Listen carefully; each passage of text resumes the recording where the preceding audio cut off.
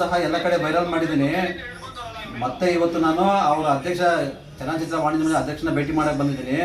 ಅವನ ವಿರುದ್ಧ ನೀವೇನನ್ನು ಶಿಸ್ತು ಕ್ರಮ ತಗೊಂಡಿಲ್ಲ ಅಂತಂತಂದ್ರೆ ನಾವೆಲ್ಲ ದಲಿತ ಪರ ಸಂಘಟನೆಗಳು ನಿಮ್ಮ ಕಚೇರಿ ಮುತ್ತಿ ಹಾಕುವಂತಹ ಕೆಲಸ ನಾನು ಮಾಡ್ತೀನಿ ಅಂತ ಈಗಾಗಲೇ ನಾನು ಹೇಳಿದ್ದೀನಿ. ಅದ್ರ ಪರವಾಗಿ ನಾನು ಬಂದಿದ್ದೀನಿ. ಅವ್ರಿಗೆ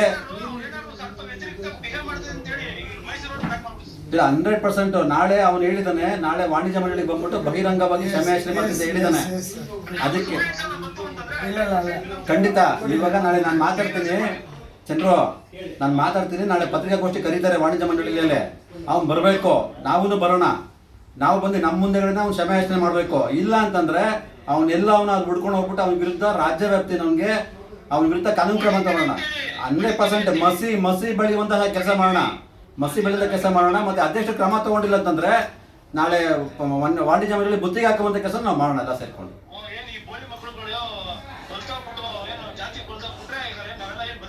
ಖಂಡಿತ ಖಂಡಿತ ನಾನು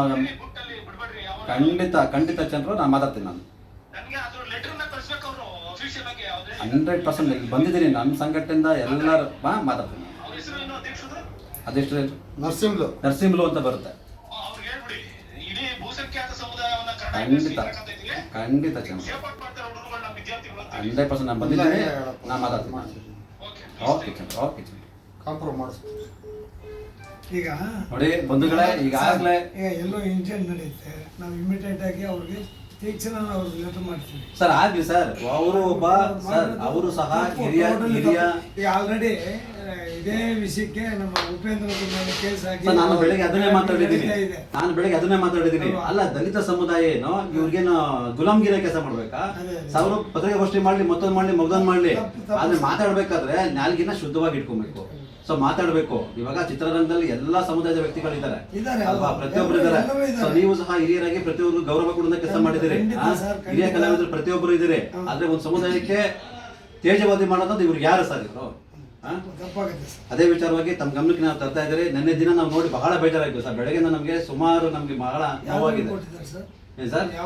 ಸಾಮಾಜಿಕವಾಗಿ ಎಲ್ಲದರಲ್ಲೂ ಹೋಗ್ತಾ ಇದೆ. ಅವ್ರೇನ್ ಹೇಳಿಕೆ ಕೊಟ್ಟಿದಾರೋ ಸಾಮಾಜಿಕವಾಗಿ ಎಲ್ಲ ಮಾಧ್ಯಮದಲ್ಲೂ ಈ ತರ ಒಂದು ಸೋಷಿಯಲ್ ಮೀಡಿಯಾದಲ್ಲಿ ಆಗ್ತಾ ಇದೆ. ಅದು ನೋಡ್ಕೊಂಡೆ ನಾನು ನಿಮ್ಗೆ ಬಂದಿರೋದು. ನಂಗೆ ಸುಮಾರು ನಾನು ಇವತ್ತು ನಿಮ್ ಕಚೇರಿ ಮುತ್ತಿಗೆ ಹಾಕುವಂತ ಕೆಲಸ ಮಾಡ್ತಾ ಇದ್ರಿ. ಸೊ ಎಲ್ಲ ಯಾವ್ದು ಅವ್ನಿಗೆ ಹೇಳಿದ್ದೀನಿ ಸರ್. ಬೆಳಗ್ಗೆ ಅವ್ನಿಗೆ ಫೋನ್ ಮಾಡಿ ನಾನು ಮಾತಾಡಿದ್ದೀನಿ. ನಾನು ಕ್ಷಮೆಯಾಚನೆ ಆಗಿದ್ದಾರೆ. ಆದ್ರೆ ಅವರು ಫೋನ್ ಮೂಲಕ ಕ್ಷಮೆಯಾಚನೆ ಆಗೋದಿಲ್ಲ. ಬಹಿರಂಗವಾಗಿ ಏನೇ ಹೇಳಿಕೆ ಕೊಟ್ಟಿದಾರೋ ನಾಳೆ ನಿಮ್ಮ ವಾಣಿಜ್ಯ ಮಂಡಳಿಗೆ ಫೋನ್ ಮಾಡಿದ್ದಾರೆ. 2 ಗಂಟೆಗೆ ಇಲ್ಲಿ ಬರ್ತೀವಿ ಅಂತ ಹೇಳಿದ್ರು. ಇವತ್ತಾ ನಾಳೆ 2 ಗಂಟೆಗೆ ಬಂದು ಬಹಿರಂಗವಾಗಿ ಕ್ಷಮಾಪಣೆ ಕೇಳ್ತೇನೆ. ಹೌದು, ಇಡೀ ಮೀಡಿಯಾ ಮುಂದೆ ನಿಂತ್ಕೊಂಡು ಅವ್ರಿಗೆ ಕ್ಷಮಾಪಣೆ ಹೇಳ್ತೀವಿ ಅನ್ನೋ ಮಾತನ್ನು ನಮ್ಗೆ ಹೇಳಿದ್ದಾರೆ. ಖಂಡಿತ ಸರ್. ಅವ್ರೇನಾದ್ರು ಬಹಿರಂಗವಾಗಿ ಕ್ಷಮೆ ಯಾಚನೆ ಇಲ್ಲ ಅಂತಂದ್ರೆ ತಮ್ಮ ವಾಣಿಜ್ಯ ಮಂಡಳಿ ವಿರುದ್ಧ ನಮ್ಮ ಕರ್ನಾಟಕ ಅಭಿವೃದ್ಧಿ ಸಂಘಟನೆ ಮತ್ತೆ ಇಲ್ಲಿರುವಂತಹ ಎಲ್ಲ ದಲಿತ ಪರ ಸಂಘಟನೆಗಳು ಒಂದಾಗಿ ನಿಮ್ಮ ಕಚೇರಿ ಮುಚ್ಚಿ ಹಾಕುವಂತ ಕೆಲಸ ಮಾಡ್ತೀರಿ. ಮತ್ತೆ ನಾವು ಸರ್ ಇಮಿಡಿಯೇಟ್ ಆಗಿ ನಾವು ಲೆಟರ್ ಬಂದ ಕೂಡಲೇ ನಾವು ಇಮಿಡಿಯೇಟ್ ಆಗಿ ಅವ್ರಿಗೊಂದು ವಾಟ್ಸಪ್ ಅಲ್ಲಿ ಮೆಸೇಜ್ ಹಾಕ್ತೀವಿ ಸರ್. ಫೋನ್ ಮಾಡಿ ಮಾತಾಡಿ ಸರ್. ದಯವಿಟ್ಟು ಫೋನ್ ಬರ್ಬೇಕಾ ಅವ್ರದ್ದು? ಅವ್ನು ಸಿಗ್ತಾ ಇಲ್ಲ. ಇಲ್ಲ ಅವ್ರ ಫೋನ್ ನಂಬರ್ ಇಲ್ಲ, ಅವನೇ ಮಾತಾಡಿದ್ದ. ಹಾಂ ಸರ್, ಸಿಗ್ತಾ ಇಲ್ಲ.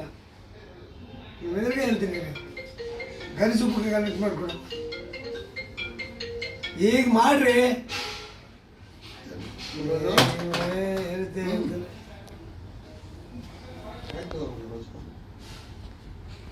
ಒಂದು ವೇಳೆ ಕರ್ನಾಟಕ ಭೀಮಸೇನೆ ಸಂಘಟನೆ ವತಿಯಿಂದ ನಾವಿವತ್ತು ಚಲನಚಿತ್ರ ವಾಣಿಜ್ಯ ಮಂಡಳಿಯ ಅಧ್ಯಕ್ಷಕ್ಕೆ ನಾವು ಸ್ವಿಚ್ ಆಫ್ ಮಾಡಿ ನೋಡಿ, ಅವ್ರು ಕಲಿಸೋ ಫೋನರು ಸ್ವಿಚ್ ಆಫ್ ಮಾಡ್ಕೊಂಡಿದ್ದಾರೆ. ನಾನು ಬೆಳಿಗ್ಗೆ ಮಾತಾಡಿದ್ದೀನಿ. ವಾಣಿಜ್ಯ ಮಂಡಳಿ ಅಧ್ಯಕ್ಷಕ್ಕೆ ನಾನು ಇವತ್ತು ದೂರು ಕೊಡ್ತಿದ್ದೀನಿ ಅವ್ರ ವಿರುದ್ಧ ವಾಣಿಜ್ಯ ಮಂಡಳಿ ಈ ಕೂಡಲೇ ಶಿಸ್ತು ಕ್ರಮ ತಗೊಂಡ್ಬಿಟ್ಟು ಕ್ಷಮೆಯಾಚನೆ ಮಾಡಬೇಕು. ಇಲ್ಲ ಅಂತಂದ್ರೆ ವಾಣಿಜ್ಯ ಮಂಡಳಿಯನ್ನು ಮುತ್ತಿಗೆ ಹಾಕುವಂತಹ ಕೆಲಸ ನಾವೆಲ್ಲ ಕರ್ನಾಟಕ ಭೀಮಸೇನೆ ಮತ್ತು ದಲಿತ ಪರ ಸಂಘಟನೆಗಳು ಎಲ್ಲರೂ ಸೇರಿ ಮಾಡ್ತೀವಿ ಅಂತ ಈ ಮೂಲಕ ಅವ್ರಿಗೆ ನಾನು ಮನವಿ ಕೊಡ್ತಾ ಇದ್ದೇನೆ. ದಯವಿಟ್ಟು ತಮ್ಮ ಹೇಳಿಕೆಯನ್ನು ಕೊಡಿ ಸರ್. ಸರ್, ಇವತ್ತಿನ ದಿನ ಏನು ದೂರು ಮಾಡಿದಿರಲ್ಲ, ಆಲ್ರೆಡಿ ಅವನು ನಮಗೆ ತಿಳಿಸಿದ್ದಾನೆ. ನಾಳೆ 2 ಗಂಟೆಗೆ ಇಲ್ಲಿ ಬಂದು ಎಲ್ಲ ನಿಮ್ಮೆಲ್ಲ ಮುಖಂಡರ ಹಾಗೂ ಮೀಡಿಯಾದವ್ರನ್ನ ಕರೆದು ಬಹಿರಂಗವಾಗಿ ಕ್ಷಮೆ ಕೇಳ್ತೀನಿ. ತಪ್ಪು ಮಿಸ್ ಆಗಿ ಬಂದ್ಬಿಟ್ಟಿದೆ, ತಪ್ಪಾಗಿದೆ ನಂದು ಅನ್ನೋ ಮಾತು ನಮ್ಮ ಹತ್ರ ಆಡಿದ್ದಾರೆ.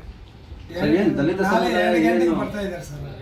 ಏನು ದಲಿತ ಸಮುದಾಯ ಏನು ಎಲ್ಲರಿಗೂ ಏನೋ ಒಂಥರ ಕೀಳು ಮಟ್ಟದಲ್ಲಿ ಪದೇ ನಿಗನೆ ಮಾಡ್ತಾರೆ. ಎಷ್ಟು ಮಟ್ಟಿಗೆ ಸರಿ ಹೇಳಿದೆ ಎಲ್ಲ ದಲಿತ ಸಮುದಾಯಕ್ಕೆ? ತಪ್ಪು ಮಾಡಿದ್ದಾನೆ ಸರ್, ತಪ್ಪು ಮಾಡಿದ್ದಾನೆ.